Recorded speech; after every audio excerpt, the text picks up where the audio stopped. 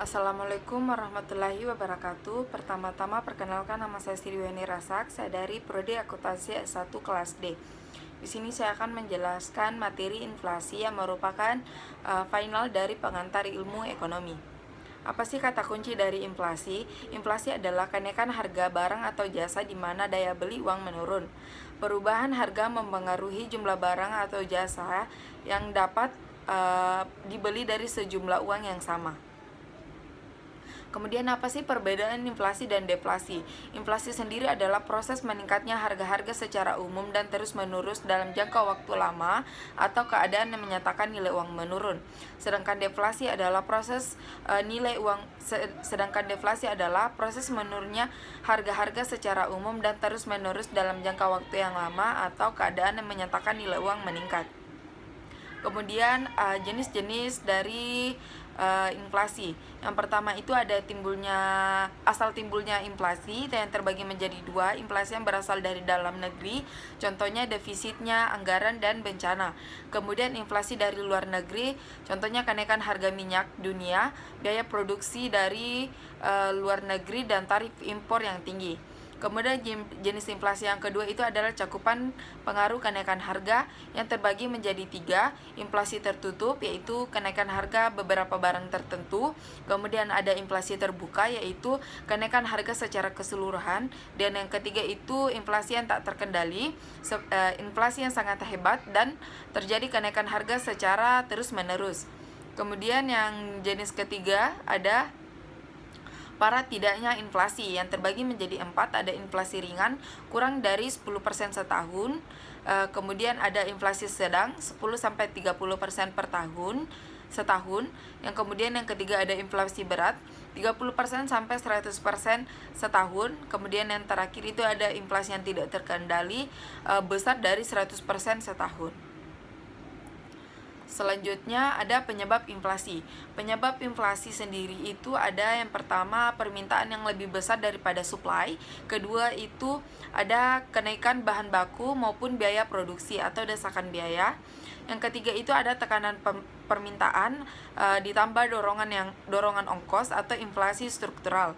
Yang selanjutnya itu ada peredaran uang kartal yang tak terkendali, kemudian kekacauan politik ekonomi, dan yang terakhir itu ada tuntutan kenaikan upah.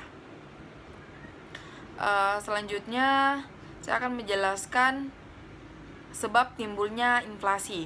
Yang pertama itu ada tarikan permintaan atau demand pull inflation, yaitu bertambahnya permintaan terhadap barang dan jasa yang menyebabkan terjadinya kenaikan harga. Selanjutnya yang kedua itu ada cost push inflation atau yang biasa maksudnya itu disebabkan oleh kenaikan biaya-biaya produksi, yaitu bahan baku dan upah gaji. Kemudian selanjutnya ada teori-teori dari inflasi. Yang pertama ada itu teori kuantitas atau Irving Fisher. Inflasi ini diakibatkan oleh dua faktor. Yang pertama adalah jumlah uang yang beredar, kemudian ada kedua itu psikologi atau harapan masyarakat mengenai kenaikan harga di masa mendatang. Kemudian teori selanjutnya ada teori Keynes.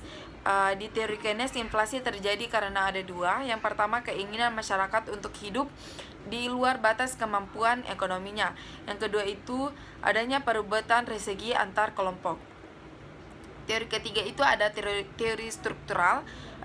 Penyebab terjadinya teori ini ada dua, yaitu kekakuan atau ketidakelastisan penerimaan ekspor. Yang kedua itu kekakuan atau ketidakelastisitas penawaran bahan makanan. Kemudian selanjutnya ada solusi atau cara mengatasi inflasi.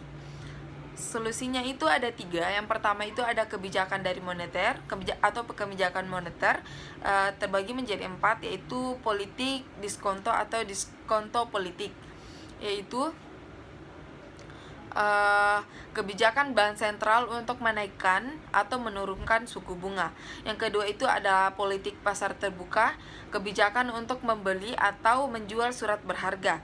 Kemudian ketiga itu pengawasan kredit secara selektif atau seleksi pemberian kredit secara ketat. Kemudian yang keempat atau yang terakhir itu ada politik persediaan kas, yaitu politik menaikkan atau menurunkan cadangan kas dari bank. Kemudian kebijakan kedua itu ada kebijakan fiskal, yaitu terbagi lagi menjadi dua, pengaturan pengeluaran pemerintah atau APBN, kemudian ada peningkatan tarif atau pajak. Selanjutnya, solusi yang ketiga itu kebijakan non-moneter, terbagi menjadi tiga. Yang pertama ada kebijakan peningkatan produksi, yang kedua itu ada kebijakan upah, yang ketiga itu ada kebijakan pengawasan harga. Kemudian ada dampak dari inflasi. Yang pertama, bagi pemilik pendapatan tetap atau tidak tetap. Pemilik pendapatan tetap dirugikan, pemilik pendapatan tidak tetap bisa diuntungkan. Yang kedua ada bagi para penabung.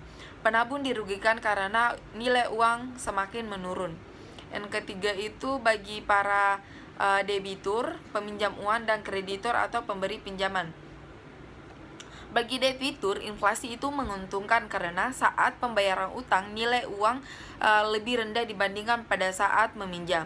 Namun bagi para kreditur mengalami kerugian karena nilai pengembalian lebih rendah jika dibandingkan saat peminjaman.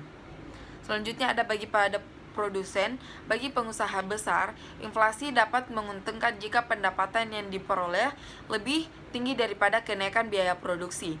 Bagi pengusaha kecil, naiknya biaya produksi dapat merugikan sehingga enggan untuk memproduksi secara terus-menerus atau meneruskan produksinya. Kemudian bagi para perekonomian nasional, yang pertama itu ada investasi berkurang, yang kedua itu mendorong tingkatnya bunga, yang ketiga itu mendorong penanaman modal dan yang bersifat spekulatif, yang keempat itu menimbulkan ketidakpastian keadaan ekonomi pada masa yang akan datang. Kemudian ada yang kelima itu merosotnya tingkat kehidupan dan kesejahteraan masyarakat. Kemudian ada selanjutnya saya akan menjelaskan tentang price index. Kata kunci dari price index sendiri itu untuk mengukur perubahan level harga historis dari komoditi tertentu, perlu dihitung price indexnya.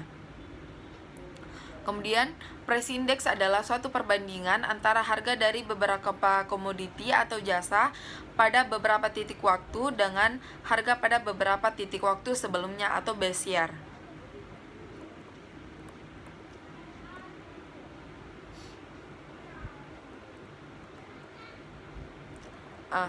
Kemudian di sini ini ada yang perlu saya tekankan, ketika mempertimbangkan the value of money, maka harus juga mempertimbangkan pengaruh perubahan harga dan pengaruh daya pendapatannya atau earning power.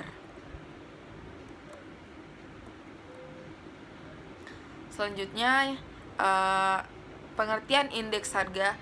Pengertian indeks harga sendiri yaitu perbandingan jumlah perubahan harga tahun tertentu dan harga tahun dasar, atau perbandingan perubahan given year dengan base year. Jenis-jenis indeks harga. Jenis yang pertama itu ada indeks harga konsumen atau IHK, adalah angka yang menggambarkan perbandingan perubahan harga barang dan jasa yang dihitung dianggap mewakili belanja konsumen. Kemudian itu ada indeks harga produsen atau IHP, adalah perbandingan perubahan barang dan jasa yang dibeli oleh produsen pada waktu tertentu. Selanjutnya ada indeks harga yang harus dibayar dan diterima oleh petani. Indeks harga barang-barang yang dibayar oleh petani baik untuk biaya hidup maupun biaya proses produksi. Kemudian selanjutnya saya akan menjelaskan ciri-ciri indeks harga. Yang pertama, indeks harga sebagai standar pembandingan harga dari waktu ke waktu. Yang kedua itu penempatan indeks harga didasarkan pada data yang relevan. Yang ketiga itu indeks harga ditetapkan oleh sampel bukan populasi. Yang keempat itu ada indeks harga dihitung berdasarkan waktu yang kondisi ekonominya stabil. Kemudian yang kelima itu perhitungan indeks harga dilakukan dengan cara membagi harga tahun yang akan dihitung indeksnya dengan harga tahun dasar dikali 100%. Kemudian metode penghitungan indeks harga. Yang pertama itu adalah metode perhitungan indeks harga tidak tertimbang. Dengan rumusnya itu indeks harga tidak tertimbang PN dikali 100% per PO. Keterangannya sendiri itu PN itu jumlah harga pada tahun tertentu dan PO itu jumlah harga pada tahun dasar.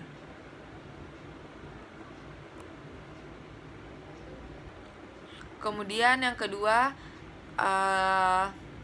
metode PES atau GNP deflator adalah metode perhitungan angka indeks yang ditimbang dengan menggunakan faktor penimbang kuantitas pada tahun tertentu. Rumusnya sendiri itu PN dikali QN kali 100% per PO dikali QN.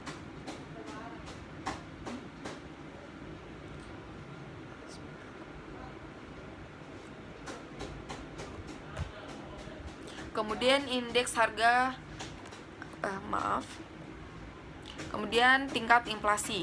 Untuk menghitung tingkat inflasi yaitu annual inflation rate for year T plus 1 sama dengan CPI T plus 1 dikurangi CPI T per CPI T.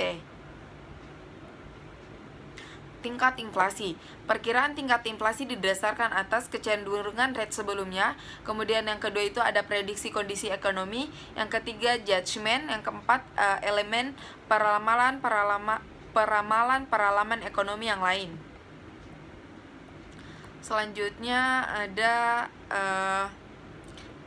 ekspektasi tingkat inflasi dapat dilakukan dengan dua cara.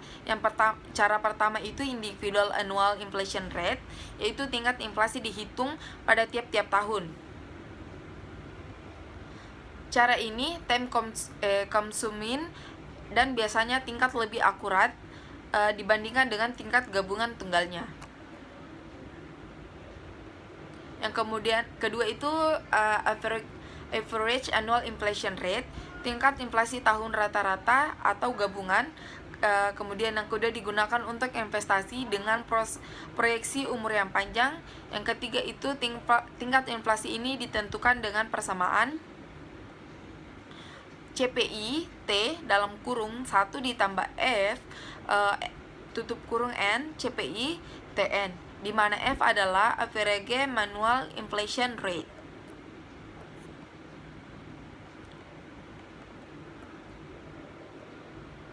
Itu tadi penjelasan tentang inflasi. Mohon maaf jika ada yang kekurangan dari penjelasan saya. Terima kasih.